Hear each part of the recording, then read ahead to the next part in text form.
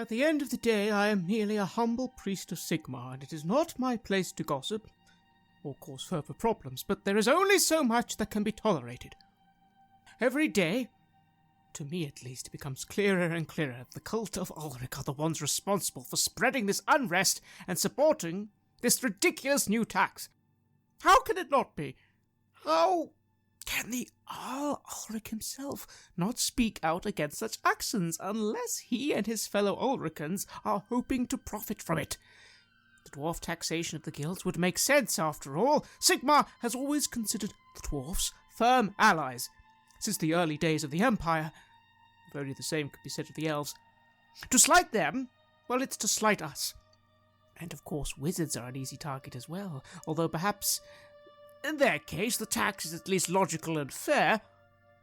I can only pray the Graf realizes that this nonsense cannot continue. This Sycamorite heresy, as they call it, has to end. The land cannot continue to be divided, at least not for now. I worry if he does not see some sense in... then this turmoil will only get worse. And while I am not a man of violence, in the name of Sigmar, I will not back down. We will not back down! Not when the very soul of the Empire is at stake. This is Red Moon Roleplaying. It's been a trying day for our three heroes. The beginning of this day was not a pleasant one. Death, once again, has found our characters and caused problems for all three of them. But they managed to stay together and move forwards and actually achieve something. Finally, they have a lead. A blackmailer who definitely is involved in this tax scheme in some way. Now, maybe they're not necessarily involved with the cult, but they need to know something. They need to be working for someone, so if you can find this person and follow them somewhere, maybe you can even find a layer and finally get some concrete answers. However, you have been told you're going to need to wait a little bit. This person will next appear at the end of the festival. That's still technically 4 days away. You could scout out the location earlier, but then again, that might just be a bit of a waste of time. Going to a criminal den might even draw some unwanted attention. You also have one final task. Lady Emmanuel Nacht has insisted that you all, undercover of course, attend the Graf's garden party that will be held tomorrow at the palace itself. She, apparently, with Barrack, is organising the invites. You just need to attend and have a credible reason for being there. Which, just turns out, you might have. So, it's about late afternoon on the 4th day of the carnival. This event is in the morning, running from 2 to 8. You have a little time to do some final prep. Is there anything you'd like to do? I suppose rolling out of bed, the first question from Heinrich would be, are we for sure going through with this? And mostly squinting at Sigfrida, because it would be their neck on the line if this were to go awry. Giving Erica a scratch behind the ears while you're talking. I don't really see any other choice. It's another one of those instances where you could say fate, or you could just say people more powerful than us are sweeping us along and sending us places, but in terms of attending this party, I think that's essential. In terms of going to this legalists guild and getting identity confirmed and all of that, I think that can only situate us better than how we currently are. It's nice to have a cover ID, and hopefully one that won't get us mistaken for chaos cultists, I say, smiling at Kruger. Not that that was your fault, Kruger. We had no way of knowing Castle Lieberung would be such an albatross around our necks.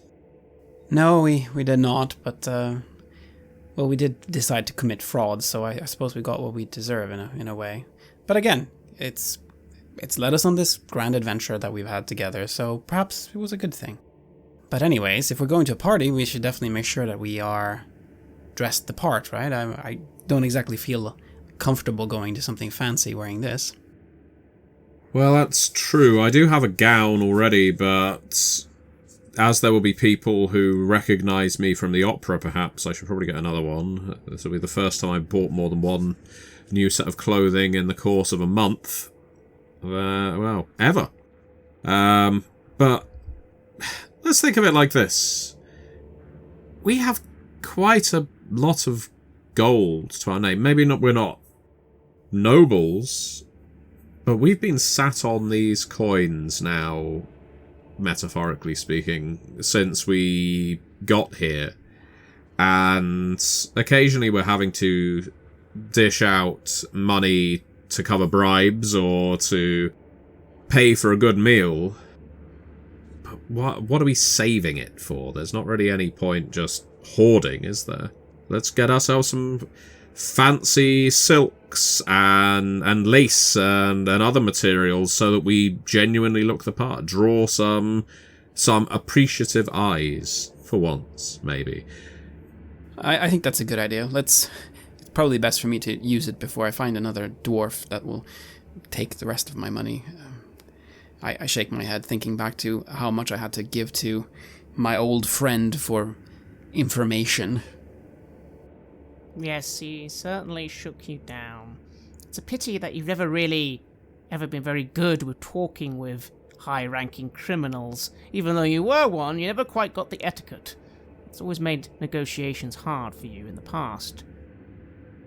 Yes, it is perhaps something I had better try to do something about and actually learn, especially if I'm going to be spending more time around high-ranking criminals. Although the question is that what I want, actually? I'm not so sure anymore. This life, this path that I'm on now, seems to offer up all kinds of opportunities that are far less, well, risky in some ways at least, and far more legal, which tends to be connected to living longer. So perhaps that would be something to pursue. I imagine this internal thought dovetails nicely with what comes out of Heinrich's mouth next, which is that, all right, we know Siegfrieda is Lady von Wittgenstein. That part? Got it. What do we do? And not like at the party sense, but like, what's my job? I could be a manservant.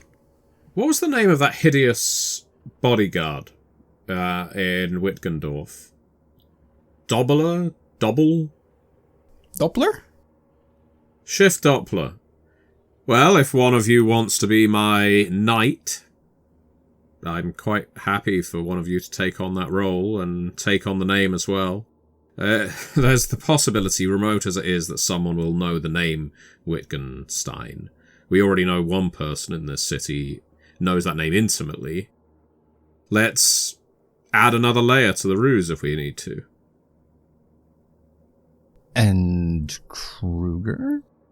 Well, I mean, you need a servant, right? I can do that. I can be there to make sure that you are comfortable, safe. I mean, together with the bodyguard. Test my food and my wine before it hits my lips, that kind of thing. Yeah, I could do that. I like eating. Well, we're selling ourselves short. Why be a servant when you could be a seneschal? Why, right? You could be a spy master. What? Do spy masters announce themselves as spy masters? I honest to God don't know. No, I can't say I've ever met one or known that I met one.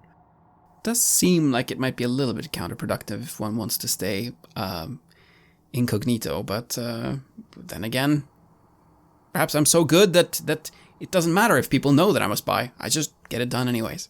Well, so Heinrich, you are Schiff Doppler, and Kruger, you are my spy master butler Hans, because I understand Hans is a very popular name in these parts. Okay. I spy master might be a bit far. All I'm saying is that if we're going to take the opportunity to lie about who we are, we can have ambitions higher than manservant. No, I completely agree. That there will be people who will not speak with us, or especially with me. If I'm supposed to be the aristocrat here, and I don't mean to insult either of you, I come from just as lowly status as either of you, but if we look at all like even the provincial lords and ladies that the Wittgensteins are, we're just going to have doors slammed in our face. You know, a polite laugh and then backs turned to us. We need to look and sound the part. So, yes, I think, Sir Schiff, you are my knight, and I really don't mind calling you a spy master, Hans. I think it suits you. I think, in fact, it could be a new line of work for you once all of this is done. Ah, perhaps. Spy master Hans it is. Heinrich, would you like to roll Law Reichland? Can I use lore untitled for that? Because I don't have the specialty. I see. Then in that case, yes, just your intelligence. Not bad at this time. It's a 27. It's 2 degrees of success. It would occur to you, if you are going to play the role of a knight, don't big yourself up too much, because people will ask questions. Knights are quite important people, normally of orders. For example, the Knights Panther are the order here in quite a large number. So maybe pretend you're just a knight's apprentice or disgraced knight or something, because otherwise people will be surprised that you don't know your order name. Right. I can't imagine there are that many grand knightly orders in Wittgenstein, and anyone talented enough or well-known enough would be drafted up into the higher tier organizations. Indeed. And you also know, don't say you're a Knight of the White Wolf or a Knight Panther, because they're the knights all here in an awful lot of number. If you're at all unsure, Heinrich, you can always just be called my champion. After all, that was something we denied you with the day's events, wasn't it? Judicial Champion is indeed a title given to any warrior, really, who is worthy enough of serving a noble's interests in things like martial court cases and bodyguarding. Oh, well, that presumes, Siegfried. Do I serve your interests? Well, I suppose the jury is still out, but more so than not. A temporary appointment, then. It's a pleasure to be of service, my lady. Well, we've known each other for so long. It's only right that you've earned a title that befits your station. Heinrich is not wearing his hat because they're indoors and that's uncouth, but he will make the gesture of tipping it. In that case, you'll first go and attempt to find a good district to get some good clothes in. Siegfrieda, could you roll your evaluate skill? I'll go. Yeah, I do have evaluate, and I will give it a go. I do have 57 in it. That is not enough, however, because I rolled an 82. Do I want to be spending points this early in the session? No. I fail. Due to your failure, you have to admit it's rather difficult at first. The problem is, all three of you have never done this before. You've never gone and looked for good clothes, or at least maybe you've assumed, that cloth looks nice, I'll buy that. This does unfortunately mean that the prices are going to be a little steeper. People can see that you're not really sure what you're doing. So, for basic good clothing, let's say on that roll, it's going to be maybe 4 gold crowns a head. However, if you'd like some advice on what to wear, that would be 1 extra gold crown each, as you can actually hire the individuals who are selling you the clothes to actually give you advice, but that costs more money. So your choice, 4 gold crowns each just to get some good clothes, 5 gold crowns each to actually get a bit of advice on what you should actually be wearing. If that's the offer that's made to us in this tailors and seamstresses, I will put up my hand and say, well, I appreciate we are foreigners from a foreign land, despite some of our accents to the contrary. Therefore, we would appreciate your advice. But how about 4 gold for the outfits each, as agreed, but 1 gold for communal advice, because I dare say we do not need to pay 3 separate times for you to advise us what the dress code is at this party. Charm or haggle could be rolled here. And, you know, for once, I'm not trying to insult the person who's serving me, and I get a 7. So that is a very good roll underneath my 49. I am Lady von Wittgenstein, you know. And this is my champion, and my spy master. I nod, cunningly. You get a few tisks and a little mutter of like, well, that's how it goes when people underrate professionalism. But you say the right words and you do get a bit of a discount. So yes, 1 gold crown for advice. You are informed that while, of course, you can dress in your Reichland colours, this is your dress too, of course, Siegfrieda, you might make a better impression if you go for Middenheim fashion. And you are shown the colours of Middenheim fashion are significantly darker, far less fancy, still made of good material, very built for warmth, but not nearly as bright or colourful or fancy looking as some of the other clothes that are on offer. Did Wittgendorf or the Wittgensteins have any kind of heraldry that could be stitched into said Middenheim clothing so that we're wearing the outfits of the local region, but we can still identify ourselves as outsiders proud of our background? You think maybe there was some sort of bird, maybe a raven, you can't quite remember, but to be fair, for this you wouldn't need to be too descript. No, in that case, I'll say the family herald is that of a raven in flight, a crown clutched in its beak. I start thinking, what else could we add to this? But I stop myself short.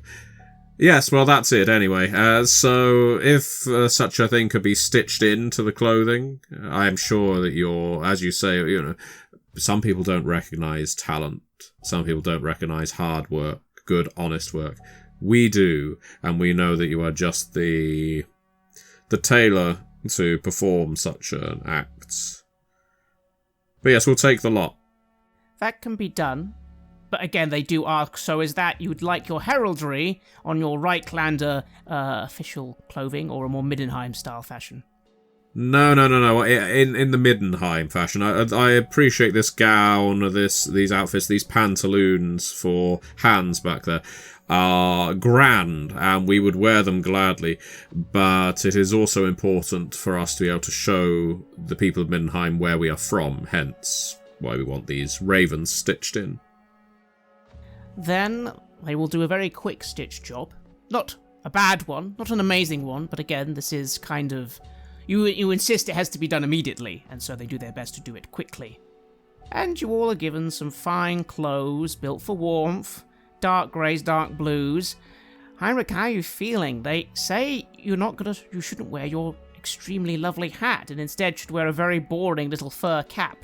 I mean, it's nicely made, but it's dull.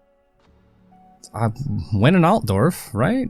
I'm well aware that the role of a champion is not to take up space, but to appear imposing and stand behind the people who are going to be doing the talking. Very well then all pay your gold crowns, and that's done. And now it's almost late evening.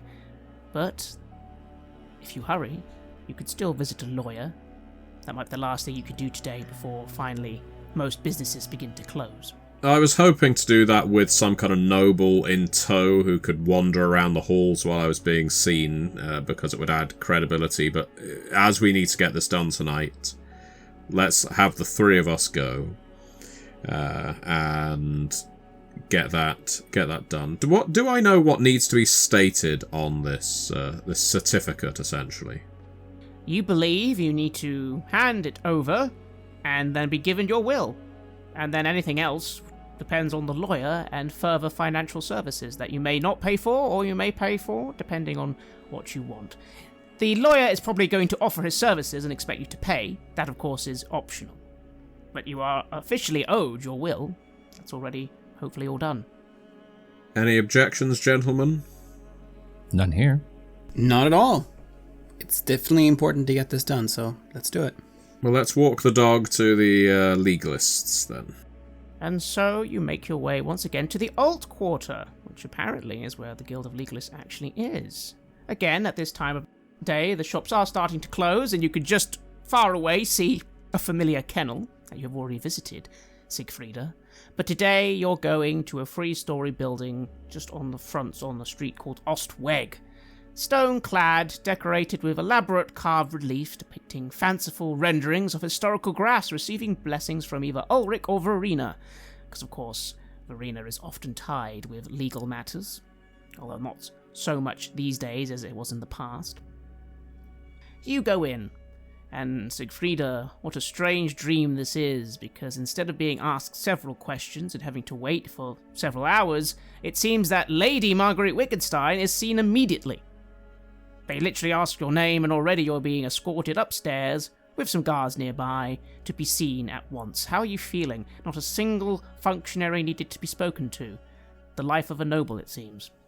On one hand, fantastic. This is exactly what I've wanted, and I remember the last time I was in a guild house like this and tried to stab the eye out of the man serving me. However, there is a deep, sick feeling that I haven't earned this. Not that many people with these titles have. And the fact that I would have had to have leapt through countless hoops of bureaucracy in order to get to this stage if I was simply Siegfrieda No Name. But here, because I am fraudulently claiming to be this debauched noble from a pissy little village covered in plague, all of a sudden all the doors are open to me. I'm even given a personal guard. So yeah, there's a bit of resentment there. A little bit of working class bitterness. Are Heinrich and Kruger allowed to accompany me to this? Of course they are. In fact, they're expected to. You've said they're your staff. It would be unusual for you not to have staff. And I try to do my job as best as I can. I try to keep a good lookout to see what I can learn about the people here, and if there's anything that might pose any kind of danger to us. I suppose is it my job to be boastful at this point, to do the whole spiel as you enter the room? I don't really know how this is supposed to work. Yeah, I'll lower my voice. I think, just look as if you're much like Hans. You're looking for threats and potentially challenging the guards if they appear to be slacking on their job. That kind of thing. Got it. This is good because I had practice in our meeting with Half-Nose, so I know exactly how to glower. And so you are led all the way up to the 3rd floor, down a few corridors. There's an awful lot of offices here and people running back and forth, many of them with the classic white powdered wig that is often worn by barristers or magistrates or lawyers of this nature in the Empire. And finally, into an office. Unlike the last lawyer's office you went to, this one actually looks like a lawyer's office. It is full of scrolls and books, a big desk with lots of papers on it, pens, there's a small little table where some glasses of some sort of drink are being poured already by a servant and offered to you, of course, Siegfrieda, not your staff. Oh please, my staff are thirsty, we've come a long way. Please allow them to have drinks as well, even if it is just clear water. The servant nods and simply offers the drinks to them without any questions. And finally, you are given a seat, all 3 of you, and in comes a man. He has a fine powdered white wig on his head. He is a man in his 30s, maybe 40s, very dark shadows under his eyes, long hooked nose. But he walks in, he does a very respectful, quite short bow to you, Siegfrieda. Ah, yes, excuse me, Lady Wittgenstein, a pleasure to have you. We are honoured here at the Guild of Legalists to be partially handling your case. All the papers are ready, of course. We hope you're enjoying the festival. Oh, it is a delight. There is nothing in the Reichland quite like it. And I do apologise, and I say this with all due respect and honours, for taking up your time this late in the evening as well. Nonsense, it is vital that we see to your legal matters as soon as possible. We've been waiting for you. I'm so glad that you were finally able to attend. But of course I understand. Really? Nothing like even an outdoor? Fascinating. Very well then. Well, there are similar events, but none quite as grand. Yes. He sits down and takes out a large leather case, full of papers, a lot of papers. He sort of slams them down.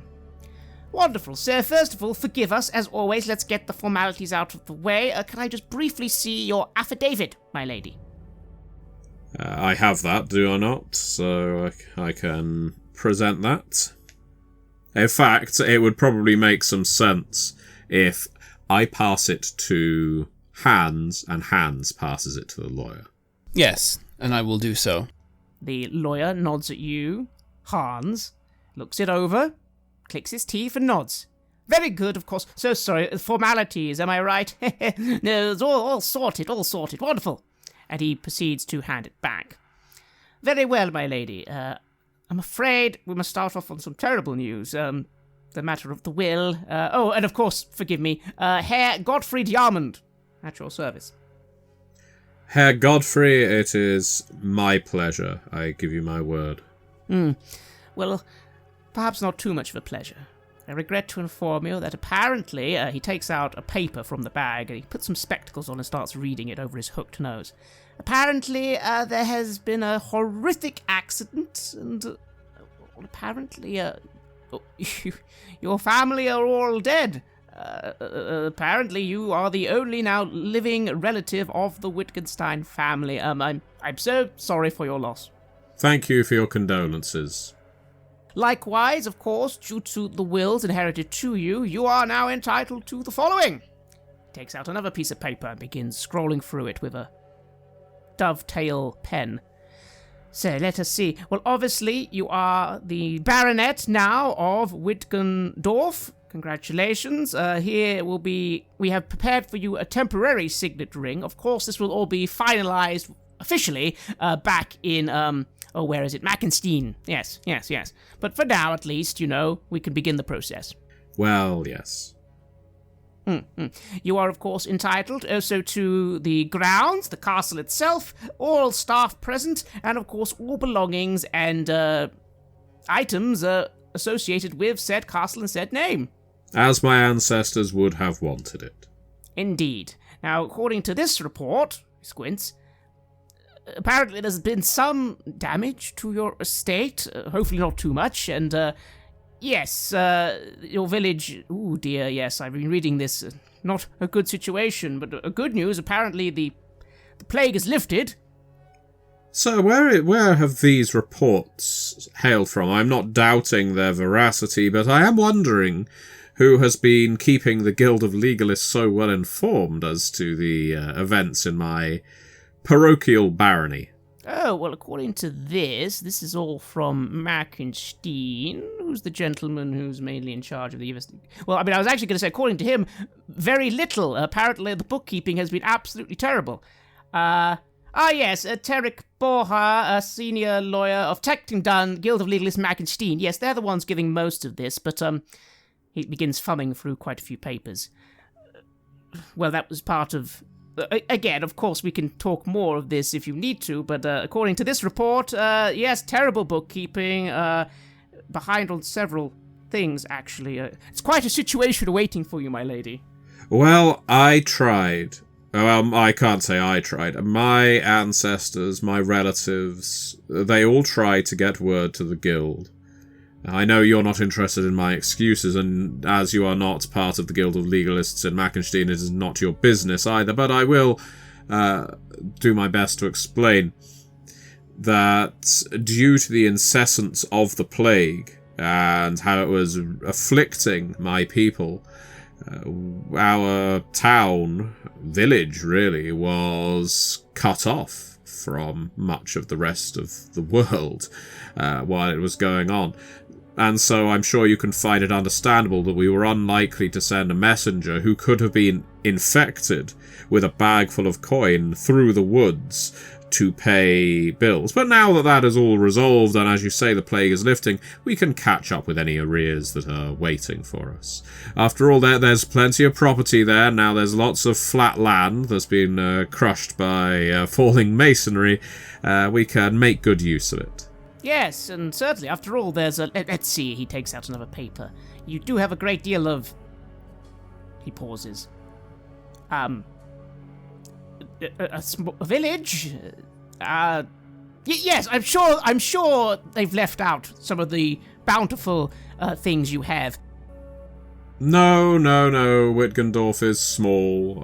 It is a province. There is little more to it than that. And, sir, you do not need to be ashamed in talking to me. I know that when compared to many of the nobles in this town, I am not high and mighty. But, rest assured, I probably do still own more land than you, or any of the other individuals in this guild. Oh, well, of course, my lady. No, I didn't mean to cause any offense. I understand. You are aware of such things. In fact, perhaps... Ah, yes, that's probably why you're at the festival. That makes sense to me. Well, again, I will not pry. But here's the bill, here's the papers. And again, oh yes, your summons to the court of Mackenstein at your convenience. I don't need to tell you, of course, if you don't attend, your lands could be forfeit. But again, I'm sure you have that all in hand. I'm sure. Very well then. Well, congratulations, my lady. If you need more advice, I'm of course happy to offer it. But if not, then that concludes our services today. If I was to give you some free advice, I would, maybe after the festival, go home as soon as possible. The more time you wait, the more tricky things seem to look to be. I'm not entirely familiar with Reichland law, but, here in, of course, Middenheim, yes, you could appeal straight to the Graf, of course. But there, yes, you don't just appeal straight to the Emperor, do you? I'm sure I wouldn't know. He blinks and seems a little confused by that statement, but then hands over the entire bulk of the papers and says, I, of course, have made copies of all these, and they'll be held here for legal reasons, but here's your copies, and, well, enjoy the rest of the festival. Again, I'm so sorry for this terrible news and for the situation you find yourself in, but, well, as you said, it sounds like you have it handled, so good luck, Baroness. Oh, thank you. Thank you for your diligent service, and freely offered as well. You're a testament to your guild, sir. Please, thank you. And he sniffles and briefly wipes his nose. Yes, I am... Although the man hasn't been terribly rude or curt or dismissive of me like every other damn clerk, and bureaucrat that I appear to have run into, at least from my perception, I am starting to get tired of him. So I will say to Hans and Schiff, to my left and right, Hans, Schiff, I think it is time that we left. And Herr Godfrey, I doubt I will have need of your services while in Middenheim, but thank you very much for the offer. Should I have need of legal representation or counsel, I will be sure to come straight to your door or send one of my servants to summon you. He gives a bow, and you exit the building. How are we feeling, Siegfrieda? You have papers, you have a little metal ring, not quite the fanciest one you've seen, but it occurs to you apparently this isn't the official one, but you've done it. At this moment in time, as far as the people of Middenheim are concerned, without further investigation, you are Baroness Lady Marguerite von Wittgenstein. I feel good. That went well. It went without any hitches, which is saying something compared to most of our interactions with people. And yes, admittedly, I now have an enormous debt hanging over me in terms of taxes unpaid and land that is now in my name, technically speaking, but I'm not too concerned about that. While I know that I will have this property that I've got to somehow manage here as an ongoing surgery for a year while also repaying the debt for land that I'm not even occupying, I'm pretty sure I could drop this identity almost as quickly as I have assumed it. There is nothing tying me emotionally to Middenheim. There is very little tying me to Wittgendorf beyond concern for the peasantry there. So if things started to get too hot, if the Guild of Legalists started sending heavies to reclaim their debt, well, then it's time for me to leave. To be fair, you do think that's not a case of heavies reclaiming debts. By the sounds of it, and you do a little quick read of the papers yourself, you can read, it's simply that your land will be taken from you. Which, to be fair, might not matter that much to you. No, I don't mind that. I mean, I could bequeath it to someone more deserving. I do know of some of the people that live there, of course, though questions may be asked if a lowborn, untitled individual is suddenly made Baron or Baroness of the province. But that's a problem to cover after we deal with the Purple Hand, I think. Very true. What about you, Heinrich and Kruger? It seems your friend is now a noble lady. legally speaking at least. Well, that's great for her. I'm proud of what we've achieved here. It's something that should make the rest of our journey at least a little bit easier. It is, of course, all a lie, but now it's a legal lie, so I guess it's the truth now. So, yeah, it should work. Siegfrieda might have come by the title dishonestly, but she certainly put more work into it than most other nobles do. Very true. And so, you return to your lodgings and settle in for the evening. Well, Erica, what did you think of that Godfrey fellow? She gives you a wolf of appreciation and tries to get your attention for a pet. Yes, I thought the same. And I will pet her. And so the next day comes. And around 1 o'clock, you are greeted by someone knocking on your door very quickly. Your dear friend, Herr Barak, who comes in and looks over the three of you, and quickly hands you 3 very small little pieces of paper with some lovely handwriting on them. Right, you've got an hour to get up to the Palace District. What's your final cover story out of interest? Did you go with the merchants? It was a good one. I'm afraid not. Comes now before you Lady Marguerite von Wittgenstein of Wittgendorf. And I will make an appropriately large bow towards my liege. Barak frowns a little as he hands over the 3 pieces of paper to you, Siegfrieda. Lady, are you're going to pretend to be a noble? Isn't that a little kind of the opposite of keeping a low profile? Can you actually even do that? If we're among nobles, what better disguise? Well, yes, but you're also gonna... humans. Alright, I hope you can do it. Listen, Barak, we do appreciate your advice, and I think your suggestion was a fantastic one. But the 3 of us are uncouth, vulgar, and unruly enough to be nobles in Middenheim. You're aware that most nobles in Middenheim aren't like that. You know what? Never mind. The less I know, the better. Alright, fine. Just good luck. Just remember your job is just get information if you can. See if you can follow any leads. Please, lady, enact. Personally, I think you've already got quite a good lead anyway, so just try not to make a scene. I think we can do that. We will try. Fine. Alright, well, I was never here. Good luck. I'll be close by. I have ears at the party, of course, but you won't see me there, alright? Right, well, you stay hidden and we'll be out in front, Barak. Good luck to you. It gives a bit of a grunt and heads off. And Siegfrieda, you have your lovely invites, which say... So you look over the invite. Beautiful, beautiful handwriting, and of course an official seal of the city of Middenheim, which is and of course the Todbringer family, which is a sort of blue background, white wolf, and then a white background with a blue sort of gatehouse. The bearer is cordially invited to attend Middenheim's finest garden party, held at the behest and through the goodwill of Graf Boris Todbringer, the seminal social event of the carnival to be held in the royal gardens on Marktag, which is today, from 4 bells till 8.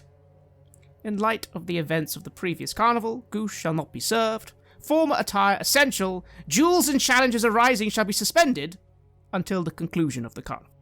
No duels. Yes, I was about to say, shame about the duels. That rather cuts down on some of the fun the 2 of you could be having. I look to Heinrich. But you wouldn't be interested in duels, would you? That depends. Has someone wronged the good Wittgenstein family? Or slandered the name of Wittgendorf? I doubt anyone could wrong this family more than they have themselves. But let's see, the day is still young. Yes, let's see. I should be clear that Heinrich is saying all of this with the biggest grin on his face. He is leaning directly into the bit, but it is obvious that it is a bit. Now listen, in that case playing along, now listen, Doppler, I know that you are fast to temper. You know how much we spent fixing your awful mutilated face to make you so dashing. We would hate to see it ruined again. Oh, of course. It goes without saying that my sword shall be guided by your hand alone. And it's an effigy of just like the worst panto theater. Oh yeah, it's only for our own benefit and maybe for Erica. I like to think of it as getting into character.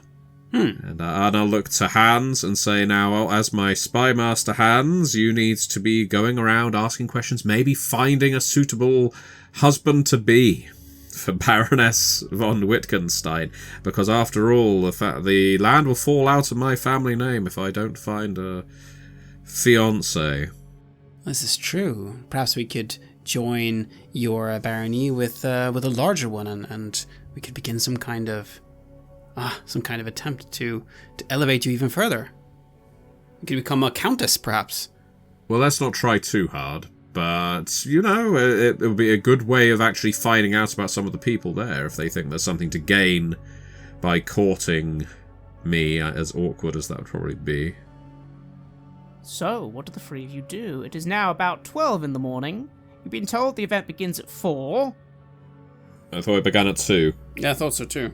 You think to yourself that might be when it actually begins, but maybe that's when the staff are setting up. You could, of course, attend then. You can see what happens, but you think maybe they probably don't want everyone to arrive at the same time. A classic thing for parties. Arriving fashionably late, certainly. Indeed. Well, in that case, let's build up a little bit of courage, shall we? We'll all have a drink to go with our lunch. And what is our plan of action, gentlemen? So we're heading to this party. We're all going to have an absolutely wonderful time, I'm sure, and we will build layers onto our subterfuge, all in the aims of finding out a little more about this strange tax levy that's been placed on various unfortunate people. What's our strategy here? Well, if it is a party and people are enjoying alcoholic beverages of various kinds, then there's bound to be a lot of talk. So, keeping our ears open, trying to be part of conversations, maybe listening more than speaking, interjecting with small points related to these taxes, perhaps that can be a way for us to learn what the higher-ups think about everything that's going on, and if they have perhaps some theories about what's truly behind all this. Nobles do love to gossip, I hear. Should we be speaking in favour of it, do you think? Do you think that's likely to draw out the kinds of people who are proud of their involvement in this scheme? Well, I suppose we would be expected, of course, to be in favour of all kinds of policies that the rulers of this place have, right? But as with many other things, we could try to make it seem as though, well, of course, openly we support all these policies, but maybe we aren't so happy about it, and maybe it would be okay for those that we speak to confide in us about what they truly feel about the whole thing, perhaps. So play the reverse ploy of trying to get people to sympathise, and then we could maybe rule out certain individuals' involvement in this scheme by them voicing their concerns. Indeed. And if nothing else, there's nothing nobles love more than correcting people who don't have the good information, right? We are from Wittgendorf. We're barely acquainted with this town, let alone the taxes. So a few questions might allow someone the opportunity to over-explain what's going on. Excellent, and we hardly even tax people in Wittgendorf, apparently, so we have a lot to learn. These are all certainly good ideas, and again, you have been assured, not by Lady Manuel-Nacht, of course, but by Barrack, that he thinks your initial lead is good enough. Maybe you don't really need to know why these people are doing what they do. Maybe you just need to stop them. But it can never hurt to ask. So, the question is, when do you arrive? Will you try and arrive a little earlier, see if you can get in early, or try and arrive fashionably late? Oh, I think fashionably late is less likely to draw unwanted attention. Indeed. We are, of course, not all that used to being in these kinds of settings, especially wearing all these fancy clothes that we're now expected to move around in. So, yes, if there's few people to focus on, we are likely to stand out quite a lot. But in a big crowd, probably not. So yes, fashionably late, I would suggest that. Very well then, you aim to arrive at 5 o'clock. You make your way through the city, takes a bit of time regardless, making your way all the way up to the Middenplatz once again. You remember this from the archery tournament, the fine Marshall Square banked by very fine buildings. But today you're going even higher, to the great gates, which seem to surround the Palast district, which seems to be literally the palace and its gardens, all the way at the very top of the Fauschlag, the top of the city. You are initially stopped, of course, by several armed guards with the regalia of the city, but your invitations are all they need, and you are then escorted upwards. The first thing you see is the palace itself, a very fine-looking building, only 2 stories, but those 2 stories are solidly built. This is also the first time you see a different colour. This building is not made with the classic grey of nearly every other building in Middenheim, but white columns made of some sort of marble-like texture. It has in the front great statues and fine lawns. The Palace of Middenheim, the Graf's home, as well as apparently the home of several court officials, including the High Chancellor. To the right, you can see in the distance, there are very large barrack buildings and a very large tower. There's an awful lot of armed men and women there, and a full platoon of Knights Panther on horseback, seeming to patrol a additional gate. It looks like that gate is maybe for people who come on carriage, and you've taken the gate that people arrive via foot. But it also seems a lot more people arrive via foot than carriage, so you don't think you made the wrong choice there. You're then very swiftly guided to the left. Here the view is quite spectacular. You realise, Heinrich, you are very high up now. You in fact are on top of the mountain and at the highest point in the city. And here, down some stairs, are the gardens. Most of the garden is quite well trimmed. Lawns, a few trimmed bushes, some flower arrangements here and there. It's currently vastly decorated as well with all the elements of a fair. There are some booths, there are seating. There's also a very large garden maze. Fascinating. Giant green hedges, and lots of people seem to be coming and going from said maze, which appears to be in the shape of a wolf head. At least that's the shape you can see from above. As you step down, of course, you can no longer make out the maze. Finally, to the right, there are an awful lot of people, and there seems to be a very large pavilion. And there is the flag of Middenheim and the flag of the Todbrugger family. That might be where the Graf himself currently is.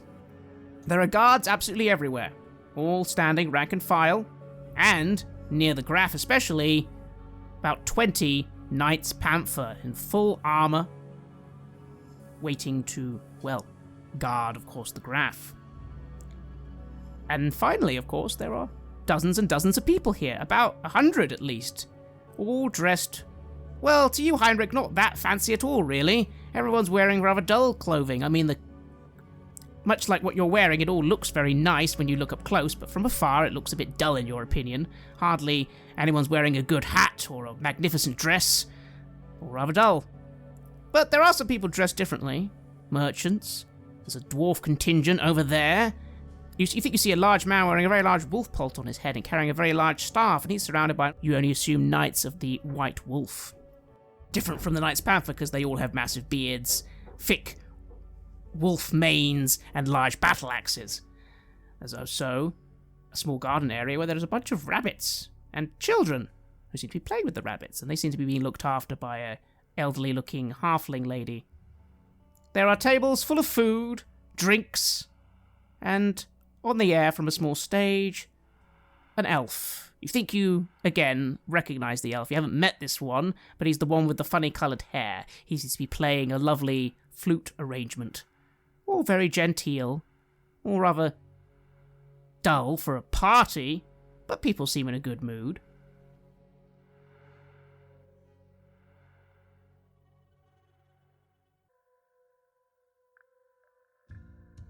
You have listened to an episode of Red Moon Roleplaying, where we play the legendary campaign The Enemy Within for Warhammer Fantasy Roleplay 4th edition, published by Cubicle 7. In this third part of the series, we are tackling Book 3, Power Behind the Throne. Joining us as players in this series are none other than Aaron Hammonds from Queen's Court Games and our dear friend Matthew Dawkins.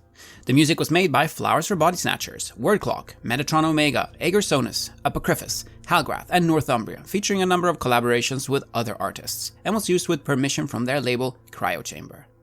Check out their website at cryochamber.bandcamp.com or their YouTube channel for some moody dark ambient for your gaming table. We'd like to give massive thanks to our champions of the Red Moon, Martin Heuschober, Simon Cooper, David, Julia, Camilla, Bob Lange, Cameron, Antxon, Graham Barey, and Doug Thomson for their generous support. And we would of course also like to thank all of our other patrons. Without your support, the show would not be possible.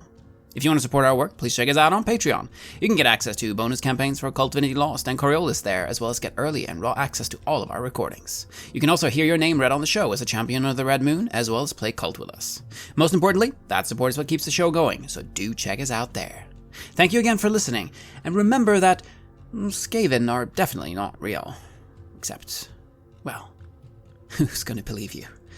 Never mind.